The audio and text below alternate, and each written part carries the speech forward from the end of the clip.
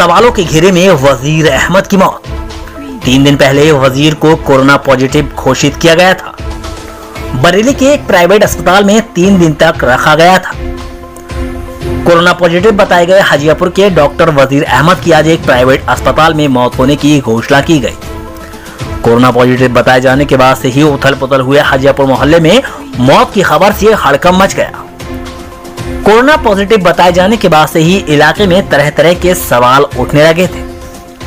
वजीर की पत्नी और परिवार वालों के साथ मोहल्ले भर के लोगों का कहना था कि वजीर गुजरे 5-6 साल से डायबिटीज, टीबी और लो बीपी का मरीज था, जिसका एक प्राइवेट अस्पताल में इलाज चल रहा था। वजीर ने गुजरी रात अस्पताल से खुद अपना वीडियो वायरल करके बताया कि 14-15 घंटे गुजर गए हैं, अभी तक डॉक्टर तो अलग किसी नर्स ने भी आकर नहीं देखा है। साथियों, मैं यहाँ रात 12 बजे आ गया था राम मूर्ति हॉस्पिटल में सांस लेने में तकलीफ होने के बाद, और मुझे अभी तक जो है अब दिन के 12 बज चुके हैं, किसी डॉक्टर ने मेरा बीपी तक भी चेक नहीं किया। मैंने अपने कोरोना का सैंपल दिया था, जिसमें मेरे बाकी जिन लोगों ने मेरे साथ सैंपल दिया था उनकी सबकी रिपोर्ट आ गई, मेरी रिपोर्ट नहीं आई, जिससे मुझे कुछ डिप्रेशन बना, सांस लेने में दिक्कत बनी। तो मुझे कोविड 300 बेड के अस्पताल से राम मूर्ति अस्पताल में भेज दिया था, जिससे मुझे लेकिन रात 12 बजे से और अब 12 बजे तक का किसी डॉक्टर ने मेरा बीपी तक चेक नहीं किया। मैंने अपने हाथ से ऑक्सीजन चालू करके पानी भर के यहाँ लगाया था, वरना मेरा किसी ने कोई किसी तरीके की मेरे से पूछा तक नहीं किसी बात का।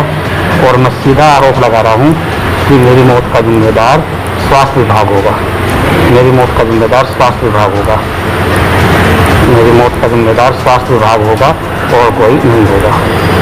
सीधी बात, मेरी जो मौत होती है तो उसका जिम्मेदार स्वास्थ्य विभाग होगा। वजीर की मौत की खबर के बाद से कई सारे आरोपों के साथ ही जहरीला इंजेक्शन लगाकर मारने का आरोप लगाते हुए वजीर की पत्नी ने वीडियो वायरल करके साफ तौर पर कहा कि उसके पति की मौत कोरोना से नहीं हुई, उसको जहर का इंजेक्शन दिया गया।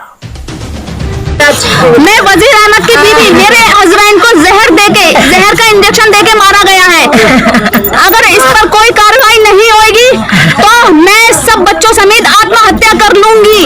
अगर कोई कार्रवाई नहीं हुई और कार्रवाई होती है तो मैं समझूंगी कि कोई है, वरना कार्रवाई नहीं होगी तो मैं आत्महत्या कर लूंगी सब बच्चों के साथ। सभी आरोपों को दरकिनार करके भी पूरे मामले को बारीकी से देखा जाए तो मामला पूरी तरह से सवालों के घेरे में घिर चुका है, क्योंकि वजीर को कोरोना पॉजिटिव बताने और फिर उसके शव को मोहल्ले और घर वालों के हाथों दिए जाने पर मीडिया में सवाल उठने के तुरंत बाद ही मृतक के परिवार के 2 और लोगों को कोरोना पॉजिटिव बताया जाने लगा।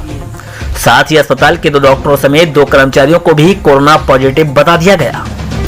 इन सब बातों को मद्देनजर रखकर पूरा मामला सवालों से घिर गया है। पहला सवाल, अगर मृतक कोरोना पीड़ित था तो उसका शव उसके घर क्यों भेजा गया, जबकि मृतक का घर घनी आबादी के बीच है। दूसरा सवाल, कोरोना पीड़ित का शव परिवार को क्यों सौंपा गया। तीसरा सवाल, कोरोना पीड़ित के शव के पास आम लोगों को क्यों आने जाने दिया गया। तस्वीरों में देखिए कितनी भीड़ शव को एम्बुलेंस से निकाल रही है। चौथा सवाल, शव दफन करने में आम लोगों को क्यों शामिल किया गया। पांचवा सवाल, कोरोना से मरने वाले के शव को रिश्तेदारों और मोहल्ले वालों के हाथों क्यों कफन पहनाया गया। छठा सवाल, जब मृतक को कोरोना पॉजिटिव था तो उसके परिवार को तुरंत क्वारंटाइन पर क्यों नहीं रखा गया। सातवां सवाल, परिवार की लगातार जांच होने पर हर बार नेगेटिव थी तो अचानक पॉजिटिव कैसे हो गई रिपोर्ट। मामले को देखने के बाद 2 खास सवाल पैदा होते हैं। पहला, कि क्या मृतक की रिपोर्ट गलत बनी थी जिसे निभाने के लिए इतना लंबा तमाशा किया गया, या फिर अगर रिपोर्ट सही थी तो कोरोना से मरने वाले के शव को जनता के हाथों में देकर पूरे इलाके को इन्फेक्टेड करने की कोशिश है। बाहरी मीडिया कर्मियों को हाजीपुर में न जाने देना तो अलग बात थी, बल्कि जो रिपोर्टर हाजीपुर में ही रहते हैं उन्हें भी कवरेज न करने देने की वजह क्या है।